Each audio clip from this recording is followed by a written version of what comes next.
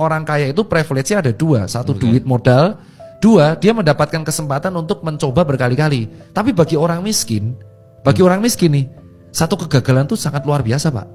Ya, karena dia belum tentu bisa nyoba lagi loh. Maka gua dulu banget nih sebelum gua akhirnya terima fakta seperti itu, dulu gua tipikal yang kayak sukanya sharing. Wah ini bisnis lah, ala motivator lah. Tapi sini gue tahu kegagalan bagi orang kaya itu hal biasa.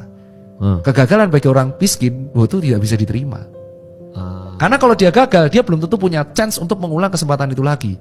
Jadi bagi orang semakin finansialnya buruk, semakin dia gak boleh gagal. Nah tapi kan sulit kalau belum dicoba. Maksudnya kan dia belum tahu ini berhasil atau enggak kan? Makanya itulah kenapa orang miskin rata-rata sulit kan untuk naik level. Karena ketakutan itu sekali dia mencoba resiko besar, high risk dia tanpa perhitungan, dia bisa gagal. Makanya rata-rata orang yang nggak mampu atau orang miskin itu mencapai levelnya adalah bertahap.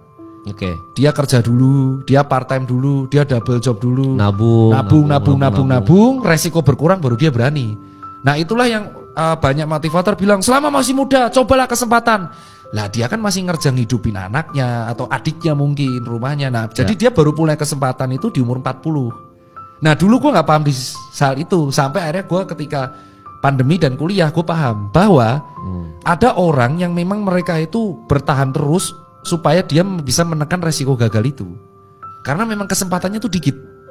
Ya jadi kayak satu kali hit aja, one hit nih. One hit tapi berhasil.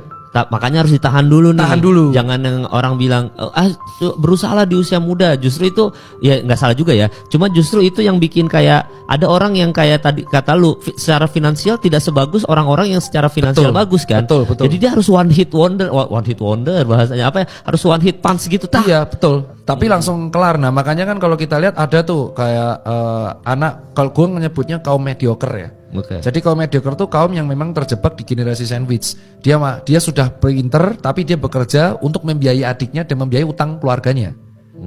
Dia stuck di sini nih. Terus dia dibakar-bakar, ayolah resign lah. Dia nggak akan bisa resign. Kalau resign siapa yang ngasih makan keluarganya? Sampai di satu momen tabungannya cukup, baru dia mulai. Nah itulah yang disebut.